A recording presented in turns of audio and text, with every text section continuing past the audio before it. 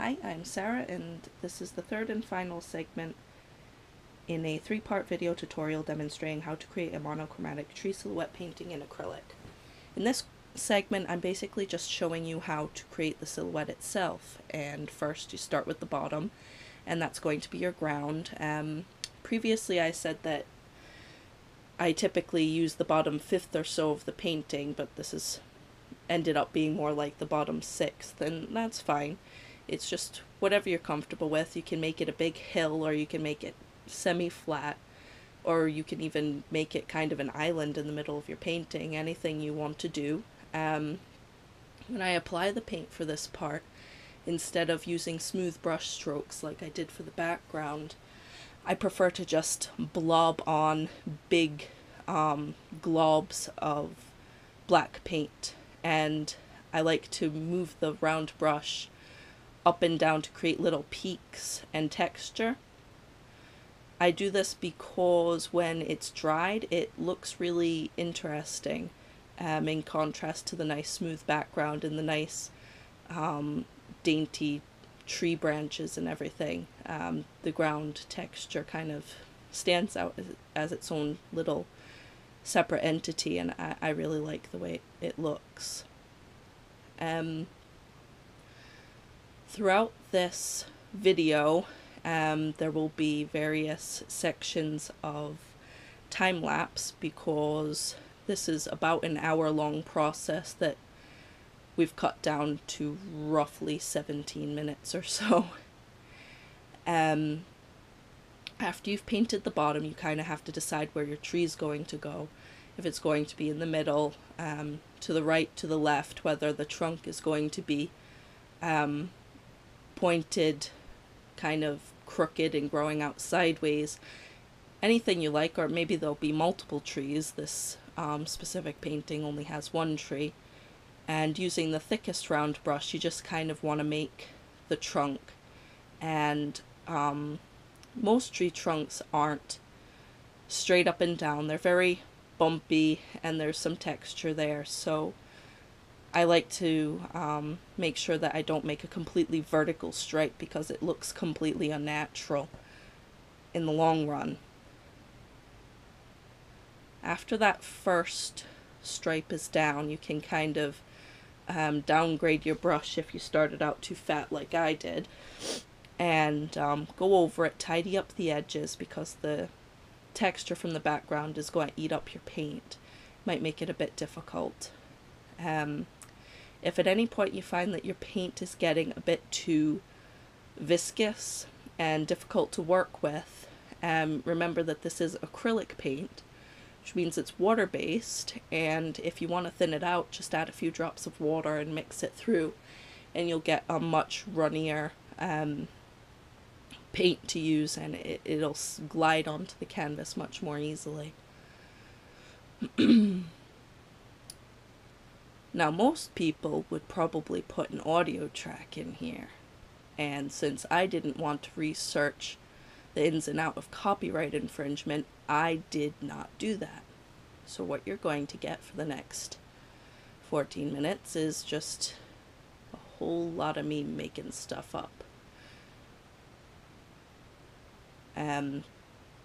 After you've drawn the trunk, you want to draw the, paint on the what I like to call the primary branches. These are your weight-bearing branches, and the best way to think of this the whole time you're going through is kind of like you're growing it up from the ground. The trunk needs to be thick enough to support the branches that are coming out of it. Your primary branches, your weight-bearing branches, need to be thick enough to support all of the weight coming out of them, so all the little branches that come off. Which means that as you go, the base of the branches is never going to be thinner than the top of the branches, and it's very easy to lose sight of that as you go, but it's also very easy to rework and go back. Sometimes I like to flip the canvas upside down because it gives me a better perspective, and it also gives me a better chance of not touching the wet paint with my hand, because if you do pick up some of that paint on your hand and you plunk it down anywhere on the background, it's pretty much game over. There's no coming back from a big blob of black on your background where you don't want it. It's very difficult to overcome a mistake like that. So sometimes it's also best to just allow the tree to dry between stages if you don't trust yourself. And it can become very challenging sometimes, especially as those finer branches come in, and you're just you're working very quickly, and yeah, you can just dip your hand in there and not even realize, and then all that work is for nothing, and then you just kind of put it in the trash and never look back. In some cases, years sometimes. Here I'm kind of adding my secondary branches onto the primary branches, and they're just growing out fairly slowly. I've switched now to my finest brush. Sometimes it's difficult to judge what brushes you're going to need because you don't really know what shape or form your tree is going to take, since it's all just freehand. What you don't want to do is like draw or plan your tree out ahead of time, because even if you're painting over like pencil lines, they can show through and you might change your mind, or it's just not a good idea. I find it's best to just freehand, and I kind of balance it as I go, and backtrack when I need to. And as you can see, I'm just growing out the branches as I go and making them finer and finer and longer. And that's basically just what you do for the entire exercise, to be honest. You just keep painting these out and making more of them, and do your best to make them not straight, just a little bit wobbly, a little bit shaky. And remember that, you know, as the tree grows, it's just trying to absorb as much sunlight as it can through its branches and its leaves. And that's how you achieve a semi-realistic looking bare tree. My art teacher in high school used to say that you never add black to a painting, because black creates a hole in your paper. And he wasn't wrong, but I think of that when I'm doing silhouettes, because I like the way the black does cut a hole into the canvas. It's a kind of tentacled void that it creates, and it's very pure and natural, and it's just something that's always really attracted me to silhouettes, and that's why I do so many of them, and why I've written several tutorials over the years, and I have probably a lot more paintings sitting in my loft than I should.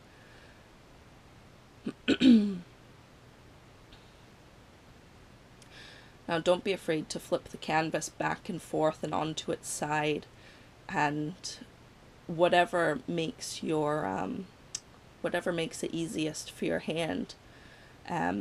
Usually, to be honest, I like to, when I get to this stage in the finer branches, I like to hold the canvas in my lap. I find that's the most natural position for me to work in, but obviously I couldn't really do that for this project. And now you can see I am painting in the grass blades, which is basically the same idea as the branches. You just tend to want to go from the base to the tip and draw out some nice thin little leaves in all different directions. And I don't bother to go too fine here because I'm planning on adding in the finer blades with my micron pen.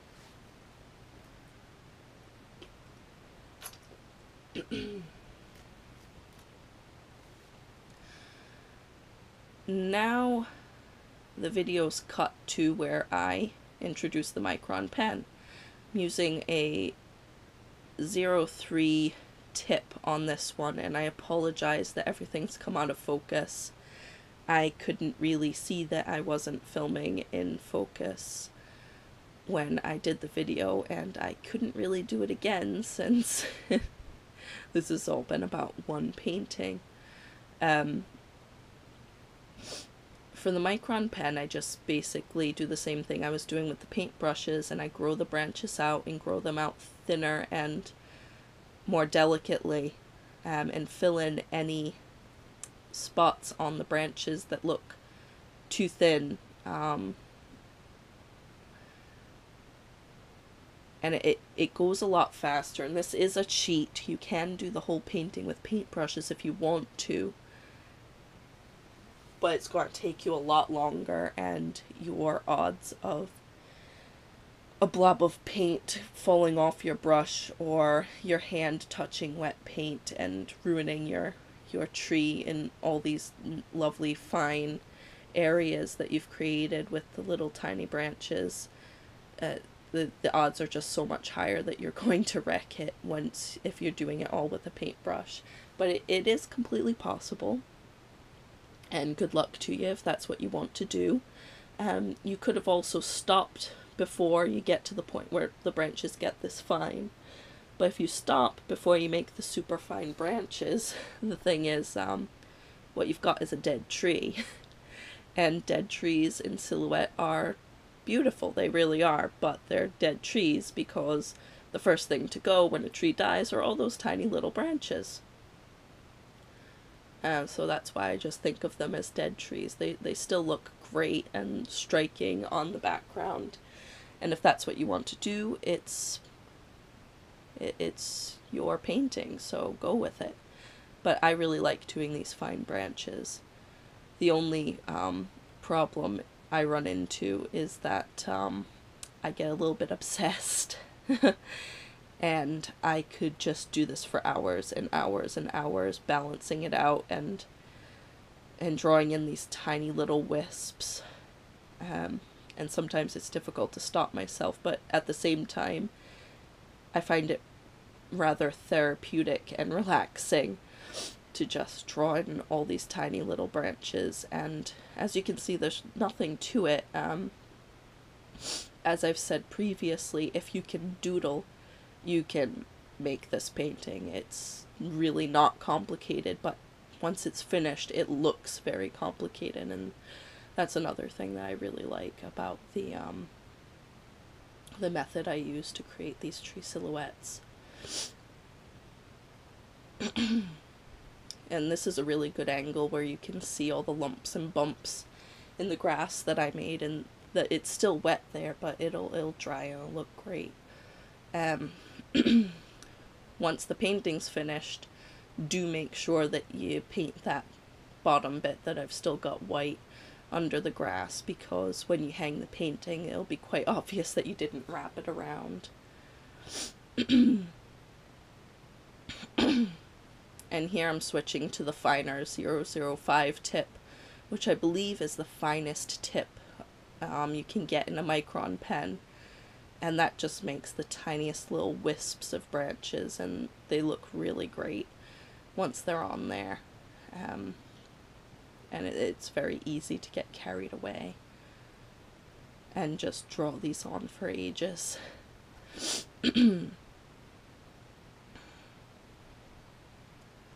The other good thing about the micron pens is that the ink dries very quickly, so even if you put your hand in it, you're not likely to pick it up and transfer it elsewhere. But you do still need to be careful, because it's not instantly dry.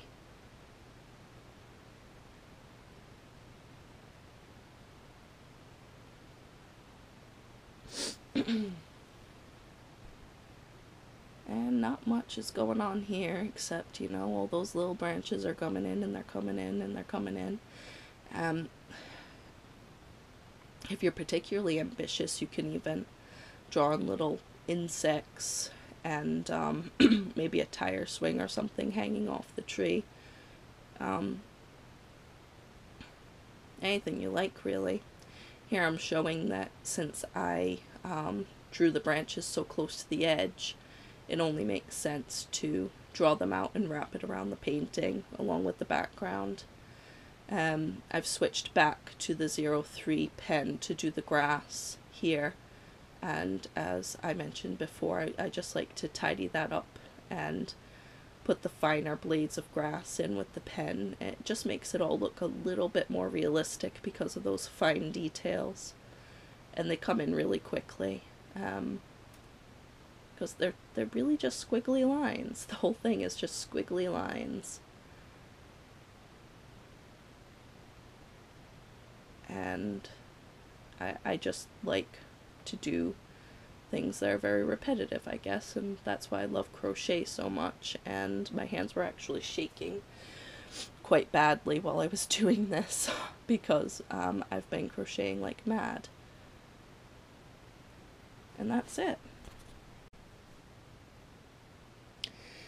So that's pretty much everything. The painting's more or less finished. I might come back to it later and add in more branches, but I really don't need to. If you have any questions at all, please add them to the comment section. I'll get back to you as soon as I can. And good luck with your own paintings.